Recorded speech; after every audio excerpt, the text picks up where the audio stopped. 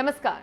Transportation आज के वक्त में कितना जरूरी है ये आप सब जानते ही होंगे। एक जगह से दूसरी जगह पहुंचने के लिए बस, टैक्सी, ऑटो, रिक्शा, तमाम तरह के साधन मौजूद हैं।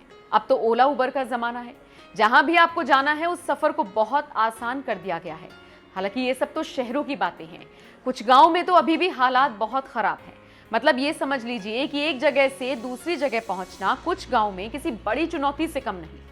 आज एक ऐसे ही गांव के बारे में आपको बताने जा रही हैं जहां पिछले 3 दशकों यानी कि लगभग 30 सालों से बस सर्विस नहीं थी, लेकिन एक आईएएस के कहने पर अब वहां बहार आ गई है। दरअसल हम बात कर रहे हैं तमिलनाडु के गांव करुपम पलायम की। यहां पर पिछले 30 सालों से कोई भी बस सेवा मौजूद नहीं थी। गांव वाले बीते सालों से अधिकारियों से गुहार लगा रहे थे, उनके ऑफिसों के चक्कर काट रहे थे, लेकिन कोई इस तरफ सुध नहीं ले रहा था। गांव वालों को 2 से 3 किलोमीटर तक पैदल चलकर जाना पड़ता था और फिर मेन रोड पर जाकर उन्हें बस मिलती थी।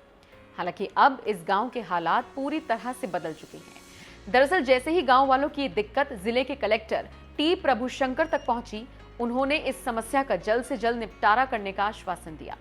दिलचस्प बात यह है कि सिर्फ आश्वासन ही नहीं बल्कि जमीनी स्तर पर कलेक्टर साहब ने गांव वालों की समस्या को दूर भी कर दिया। सालों से बस सेवा के लिए तरस रहे गांव वालों को ये सेवा महज 5 दिनों में ही मिल गई। कलेक्टर साहब ने बताया, इस गांव में कभी भी बस नहीं आई थी। फिर मैंने इस बाबत टीएनएसटीसी करूर डिवीजन में बात की। जनरल मैनेजर ने इस मसले को थोड़ा स्टडी किया। सोमवार से उन्होंने यहाँ बस सर्विस शुरू कर दी। अब गाँव में 2 बसें रोज आया करेंगी। धीरे धीरे ज्यादा से ज्यादा बस सर्विस गाँव वालों को मुहैया करवाएंगे।